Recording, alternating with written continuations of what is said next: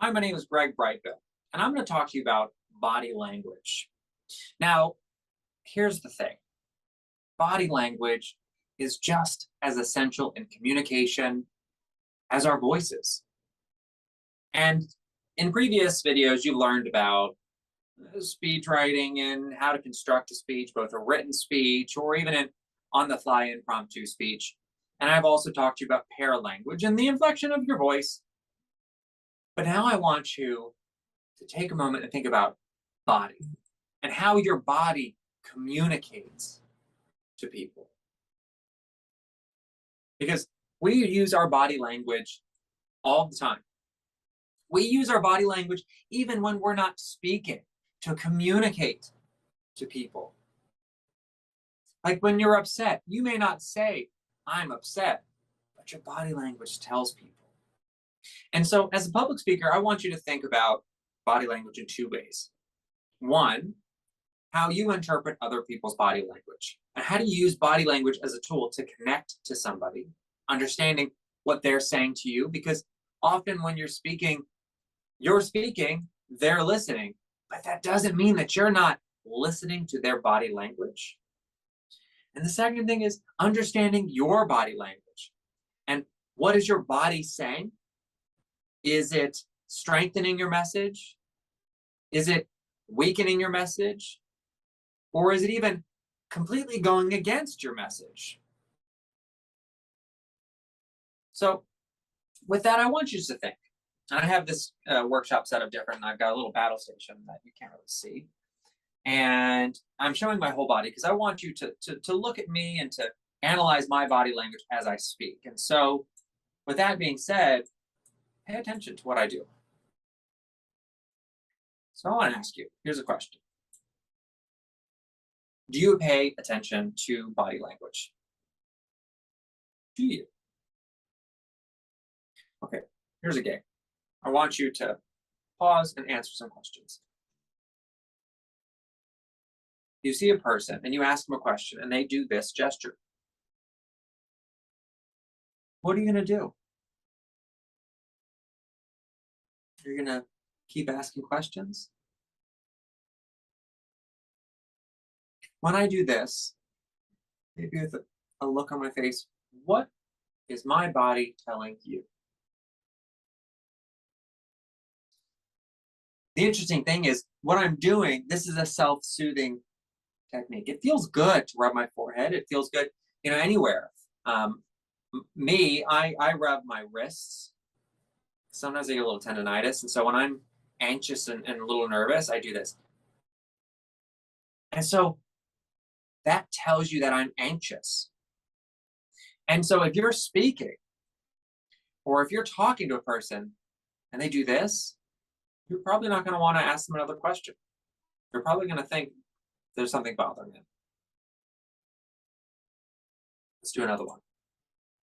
Which person is more interesting or more interested in talking? The one on the left or the one on the right?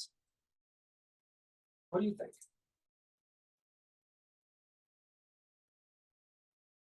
The one on the left, their arms are open. The one on the right, a little bit more closed. Now, something that I think is really important is that often the body serves as a metaphor for the mind. And so in our body language, we can sometimes look at it and understand what's going on in someone's head, even when the voice says something else. And so this, not necessarily that they're guarded off, but that they're uncomfortable. They're hugging themselves. They're holding themselves. This feels good, especially if I'm anxious. But it also sends a message outwardly to people that I really probably don't want to talk. Whereas if you see somebody with their arms open, you're more likely to engage with them. Let's do another one. Who is the middle person more interested in talking to? Person on the left, person A, or person B, who's on the right? You see, in body language, when we are interested in talking to someone, we actually turn and face them. And this is actually a thing for you to use as a speaker. When you talk to somebody, if you face them fully, more likely than not, they're going to also mirror your behavior and face you. Because when we're interested and engaged to a person, we talk to them almost face on. If you're not interested in someone, again, the body is a metaphor for the mind and acts in that way. Have you ever thought of it, to turn your back on a person when you don't want to, when you don't like them or talk to them? We do that when we're communicating as well. So if I turn away from someone, that sends a nonverbal body language message. Even if I'm saying, I really like you, my body is saying something different than my voice.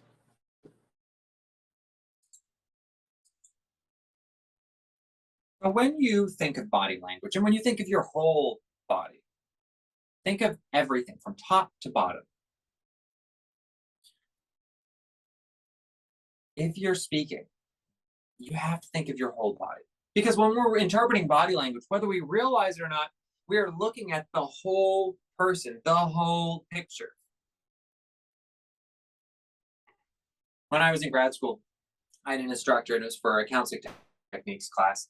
And we would record each other in videos, and we put them on VHS because, I don't know, that's what they had.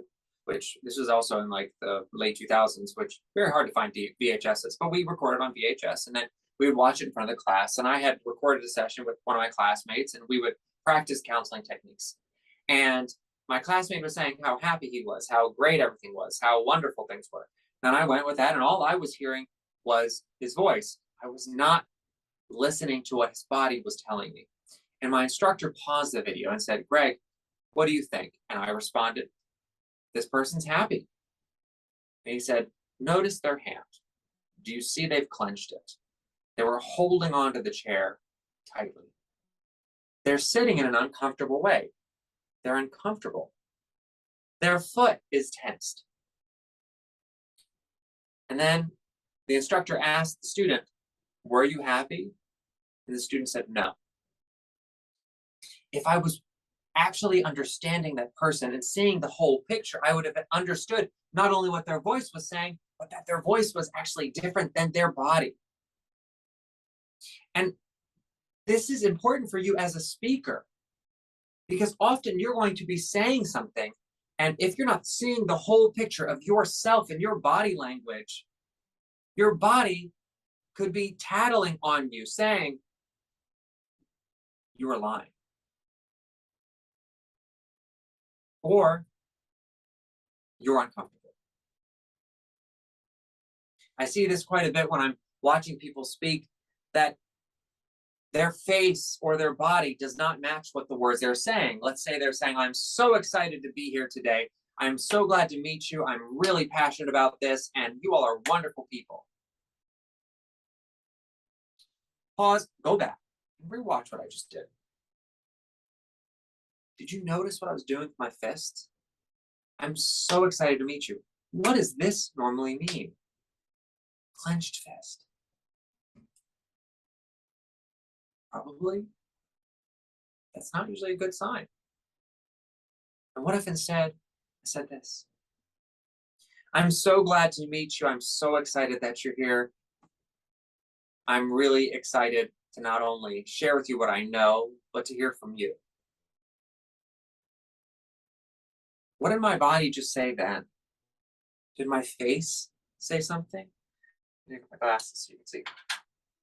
Did my eyebrows, my smile, my hands were open gesture. I grabbed my heart, put out my hand. If I'm going to be an effective public speaker, and just speaking in general, it's about realizing that my body and my voice have to be saying the same thing to effectively communicate my message. Because if my voice and my body are not saying the same thing, maybe consciously or also subconsciously, the receiver is going to pick up on that. So let's go through some tips.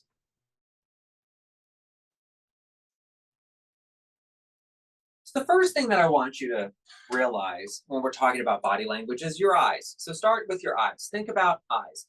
Your eyes are so important because when you look at someone, they look back. Eyes are powerful. That's the same thing as where my eyes are pointed. If I look up like this and I'm in a presentation, people will follow my gaze. If someone's not paying attention and I look them in the eyes, it's going to pull them back in. And it builds a connection. In our culture, eye contact is very important. If I'm not looking you in the eyes, if I'm looking at my phone while I'm speaking to you, what does that send you as a message?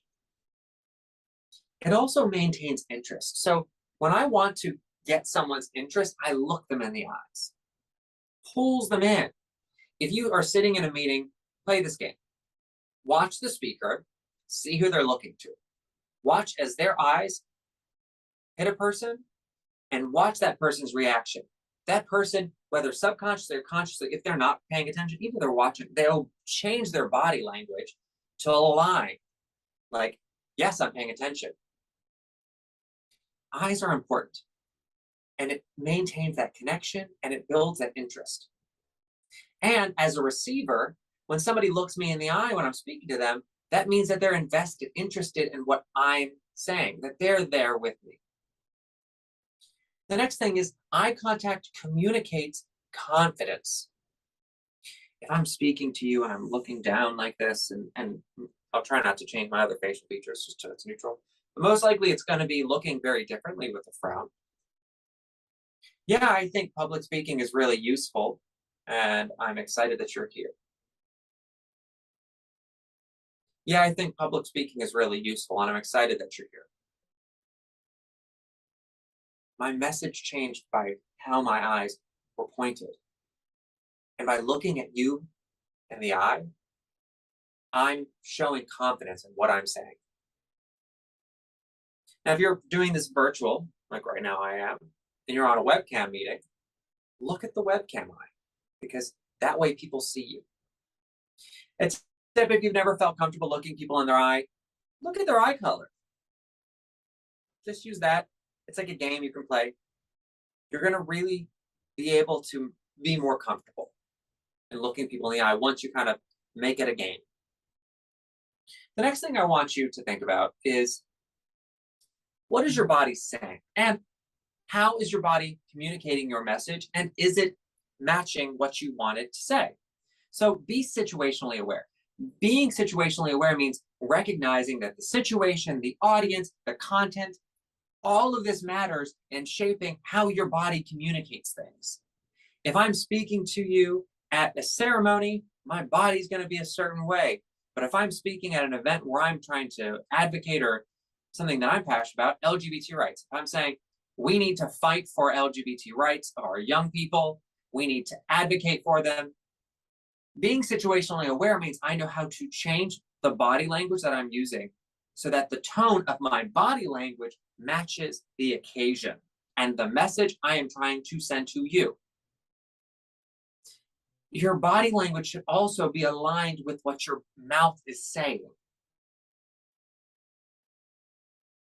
If I say to you, I'm so happy today because I love what I do and I love speaking to you. What if I change my message? I'm so happy today because I love my job and I love speaking to you. Did you notice how my body language and the tone and the message it was sending the second time was not matched with what I was trying to communicate? And based on the change in my body language, completely changed the message that I was giving you. Same words, completely different message. The next thing, and this is going to require all body language, you're going to have to practice this. But let's see if I get closer. So think of your face. And so practice your face and go stand in front of a mirror and practice, Smile. Okay, empathy. Maybe a side grin. Active listening. Interest. and learn your body, learn your face, because we don't often see our face when we're speaking. You have to practice your face because what you want to realize is that your face sends a very important message. So based on your face, if you have, if certain features based on how you hold your face can actually make an impact on if people like you. Are you empathetic? When you're speaking, you're going to have to change your face and your body language to match your message. So if I'm talking and I'm talking about a very solemn thing, so if I'm sharing a story about a friend that passed away and I'm speaking at a eulogy, or I'm talking about, let's say, a sad experience that I had, I'm going to want to be confident in how my body and how my face works so that I know how to change it. Because often when you're speaking and you're nervous, you're going to forget about your face and your body language, and it's going to not match. And I see that a lot with individuals that are really anxious, where they'll talk like this and they're really very neutral and they don't know what to do, or that they look uncomfortable because they are uncomfortable. And because of that, it sends a message where they're not as comfortable in what they're saying. And so I'm interpreting that differently. And if you're an individual that has what they often call RBF, resting bad word face, these people, usually the ones that I know that say that they have that, are usually the most loving, wonderful, kind-hearted people ever. But be aware of how your face is interpreted and how your facial characteristics as they sit. A good way to practice is find your face neutral. So stand in front of a mirror and find that neutral place that you're comfortable going to. Mine's usually like an upward lift, slight lift on the lips, it's a tiny bit of an eyebrow lift. And from there, I can go anywhere, just like any other body movement. Sad. Happy? Excited? You have to know where your foundational face is that you want to start when you're speaking. Because from there, you'll go, and that way you can transition to matching your face to your message. The next is realizing that your face adds so much value to the emotional message that you're sending. If you're trying to convince, let's say, with that pathos, that emotion we talked about, we did last module, pathos, I'm trying to show emotion. And if I can take my face and match the emotion that I'm using verbally, it makes a much more powerful and cohesive message that's going to be even better interpreted and received and even more possibly influential to my listener. And then finally, your face can help you also communicate interest in something.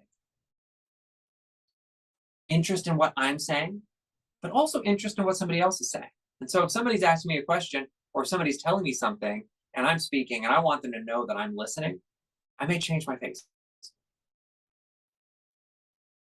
and adjust it. So it's important to know what your face is doing. And this takes practice. So go find a mirror, like I've got one right here, and practice your facial expressions. Next, eye contact. Eye contact is so important when you're talking about active listening. When I look at you, it means I'm listening and paying attention. Also, use a head nodding. Let's say you have an audience, even if they're far away from you, or even close up and you're in a small meeting, or even one-on-one. When we hear somebody and when we're trying to show them that we're listening, we often nod subconsciously. This is another fun activity. You're in the meeting, watch people's nodding. The speaker looks at a person, says something. Even if the message is not directly towards them, the person will nod. In fact, sometimes when we really want people to know, we nod even bigger. Also leaning in. So if you're speaking to someone and you want them to know, just leaning in. And then the torso direction. So if somebody speaks to you or you're speaking to someone, let's say I have something I want to say to you, I will turn towards you. Your torso is important. This sends a big message. Scrolling the wrong way. Next, your hands. Hands and face, in my opinion, are the most important aspect of body language. The face says so much, and the hands do too. In fact, sometimes the hands can say so much more. See, I often find that hands and how we use them is something that people don't know how to use. They don't know what to do. They feel uncomfortable. They almost hide their hands. But when used right, the hands can do so much. Look at great speakers. Martin Luther King, when he was speaking and he said, "Let freedom ring," he put his hands up like bells. How powerful. Barack Obama, when he says, President Obama was like, "I'm excited to have you here," he does this hugging motion. Hands are so powerful. But you need to know what you're doing. And so, for example, like understanding the point versus the gesture. To point is it's like an arrow straight at you.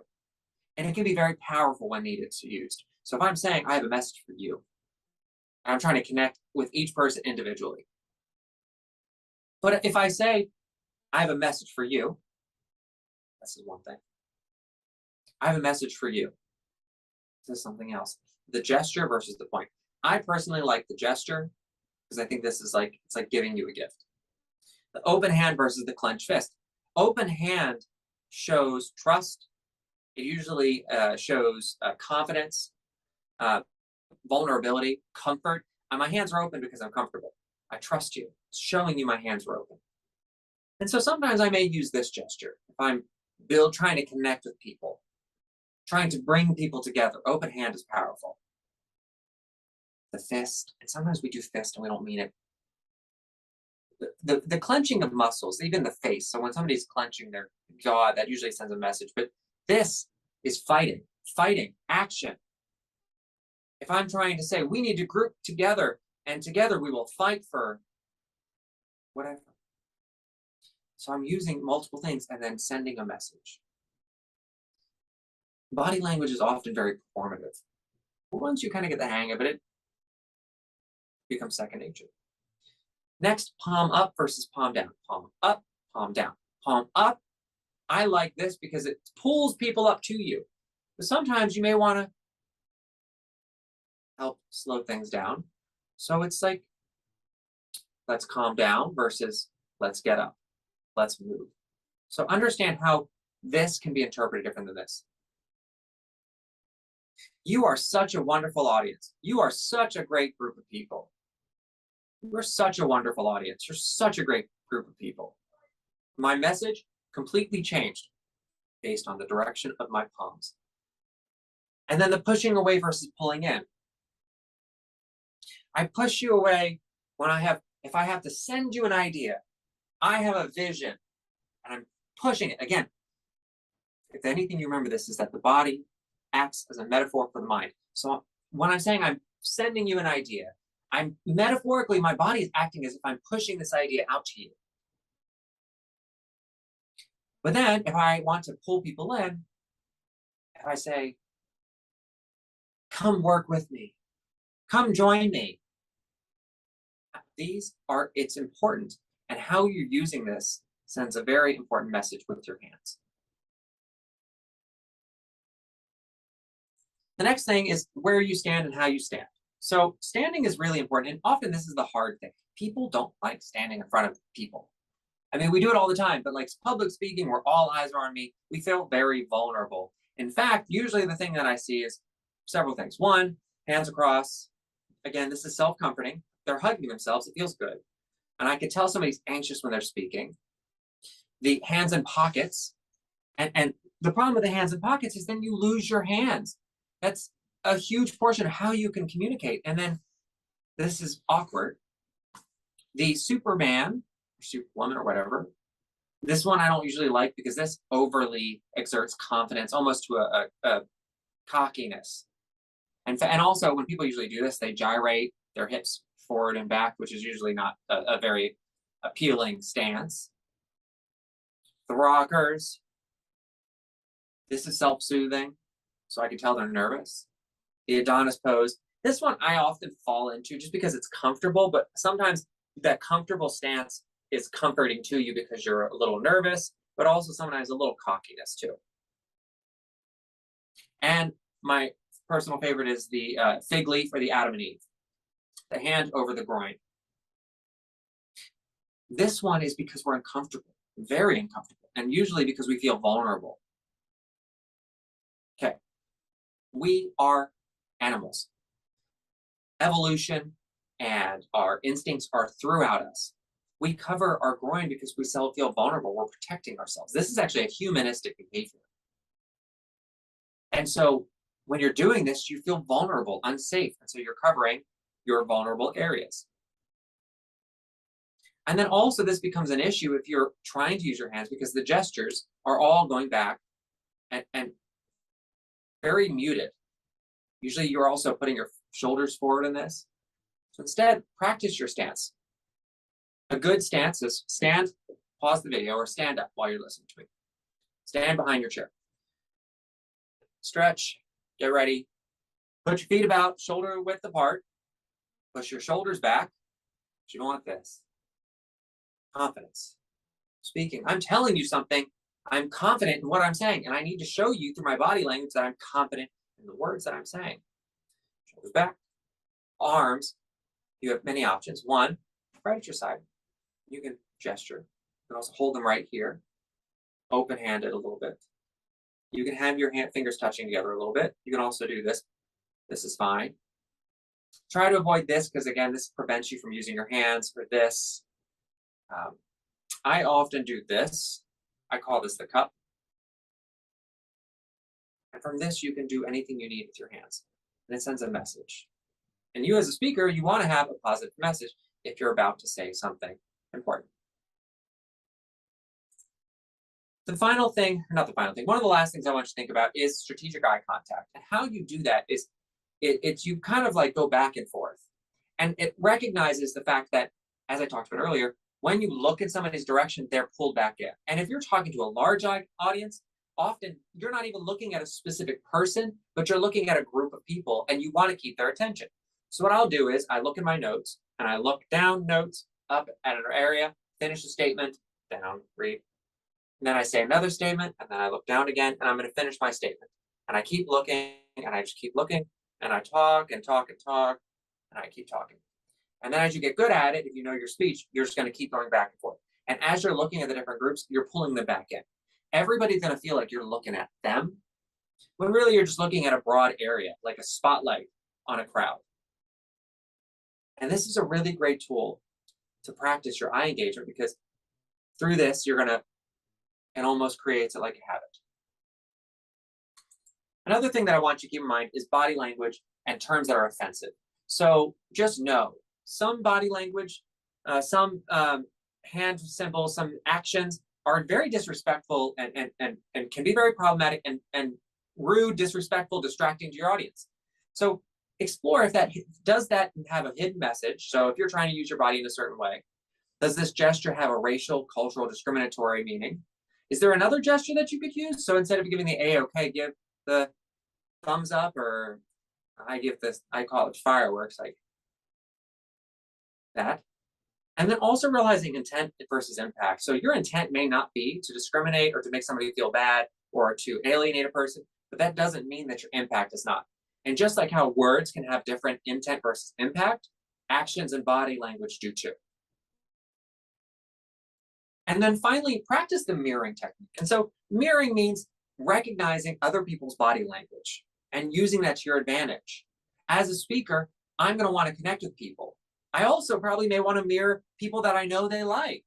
So if I'm speaking after somebody that's really very important and a leader in the field, I'm going to watch their body language and copy because the people like that person, they're going to like me more. So look at their posture, how they use their hands, how they distance themselves. If you're talking to a person one-on-one and you're speaking and trying to convince them, how far are they standing from you? How do they sit? How do they stand? Often when we like people, families and friends and significant others and coworkers, we mirror their body language. And that's a sign that we both like them. And if you want to see if somebody likes what you're saying, see if their body language is mirroring yours. That's going to tell you a lot. And so hopefully you've enjoyed this. Hopefully you've learned a lot. I cannot say this enough. You have to understand what your body is saying before you even think about what your mouth is saying, because if you don't understand the hidden message that your body is saying, it can defeat your entire message. And so as a public speaker, just practice. This is all a part of the practice that you need to do. A good tip for you is practice body movements that you like using and almost put them in a tool belt where as you're speaking, you can pull them out. So like the Barack Obama hug, I use this all the time. This is one of my go-tos. And so I only really use about 10, 20, maybe 30 body language movements. But as I practice them, I become more confident in them and I use them more and more. And so go on YouTube, listen to people, watch their body language, see what they do, copy it, practice it, and use it in your own speaking. And you're going to be so happy you did. So thanks again for listening, and I hope you enjoy this video, and I'll see you in the next one.